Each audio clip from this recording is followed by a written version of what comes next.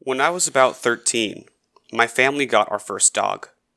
He was a really adorable Beagle-Bulldog mix, and everyone was drawn to him immediately.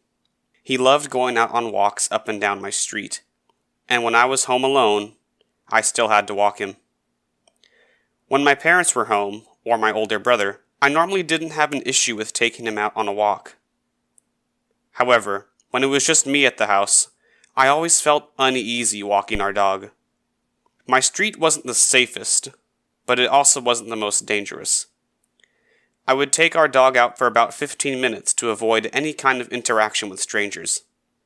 When I crossed our street to wrap around the block and finish up the walk, I passed by a house toward the corner.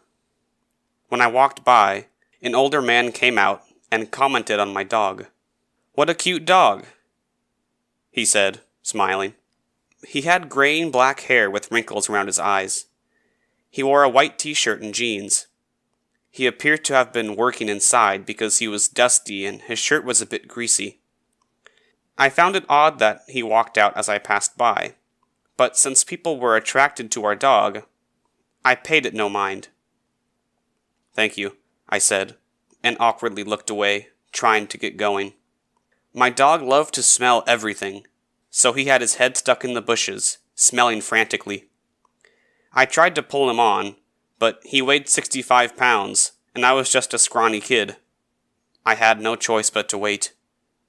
"Hey," the man said, uncomfortably meeting my eyes with his, "do you want to come inside?"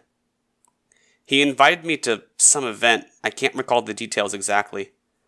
My stomach dropped, and I looked around frantically, hoping to see someone.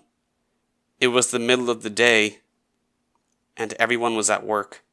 I told him that I couldn't, and tried to leave. Finally, my dog lifted his head and began to walk away. "Come on," the guy said, trying to sound laid back. He was trying to use peer pressure against me. "Have a burger. I'm making some right now. Come on inside." I told him that I couldn't, and looked at my dog and said, "Slow down, boy," acting like he was pulling me to get home. I made it down the street without looking back, and when I reached my house, I checked over my shoulder, and the man was looking toward me. He was smiling. I told my parents about this when they got home. My father gave me a concerned look. He explained that the man was a child molester. He moved there not long after my parents did. They tried to keep this information away from my brother and I for as long as they could, because they didn't want us to be afraid of where we lived. However, because we were 13 and 16, they figured we were old enough to know. I'm glad that my dog decided to head home at the time he did, because I'm not sure what that man would have done if he had got me inside.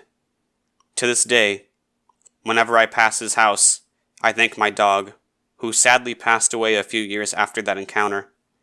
That house still creeps me out to this day, and every now and then, I see him working on his car outside, and I feel sick.